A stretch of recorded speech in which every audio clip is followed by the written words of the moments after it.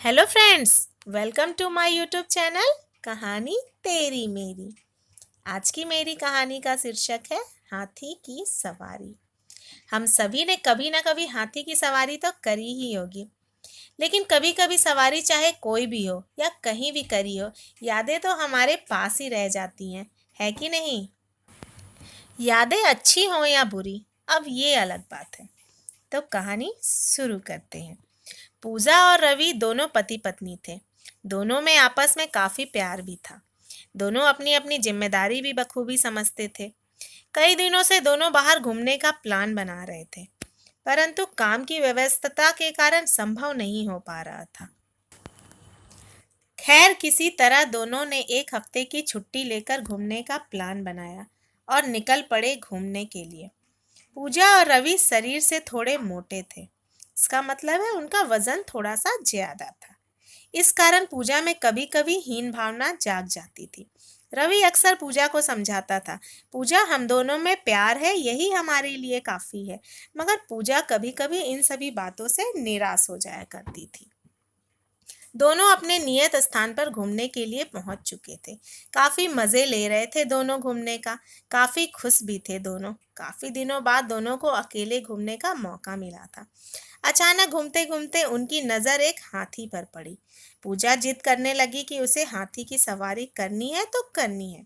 रवि भी खुश होकर तैयार हो गया। दोनों घूमने का पूरा आनंद ले रहे थे हाथी पर सवार होकर। तभी सामने से दो लोग आ रहे थे।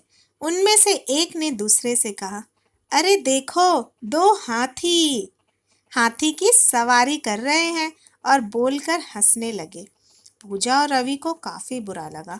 दोनों ने उस समय कुछ कहा नहीं, लेकिन रवि हाथी से उतरकर नीचे चलने लगा और पूजा को ऊपर बैठने को कहा।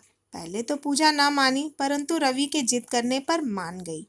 फिर दोनों थोड़ी दूर गए ही होंगे कि सामने से आते फिर एक व्यक्ति ने दूसरे से कहा, अरे देखो कैसी बीवी है, खुद मजे लेकर घूम रही है और बेचारे पति को नीचे पैदल चला रही है। इस बार पूजा को और बुरा लगा। उसने रवि से कहा कि वह ऊपर बैठ जाए, और पूजा पैदल चलने लगी। दोनों फिर घूमते घूमते काफी दूर आगे निकले। इस बार दोनों खुशी खुशी घूम रहे थे। फिर थोड़ी दूर गए होंगे कि सामने से दो औरतें आ रही थी।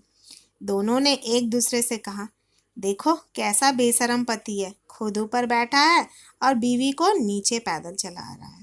इस बार फिर पूजा और रवि एक दूसरे का मुंह देखने लगे और दुखी होने लगे। सोचे अब क्या करना है हमें। यह सब सुनकर रवि फिर दुखी हो गया। वह भी पूजा के साथ नीचे पैदल चलने लगा। अब तो हाथी अकेला चल रहा था और रवि और पूजा अपना पैदल चलकर इधर उधर देख रहे थे। फिर सामने से कुछ लोग आते दिखे।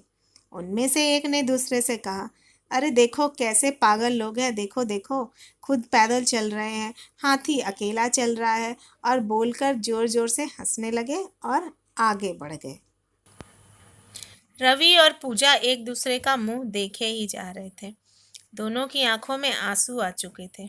दोनों अपना घूमने का मजा भी खराब कर चुके थे और अपना मन दुखी कर रहे थे। दोस्तों, हमारे साथ भी अक्सर यही होता है।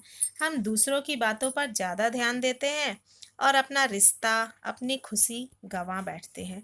लोग क्या कहेंगे, हम यही सब सोचते रह जाते हैं। ये हमारे ऊपर निर्भर करता है कि हम कैसे खुद को खुश रखें। जल्दी मिलेंगे फिर एक नई कहानी के साथ। Bye bye.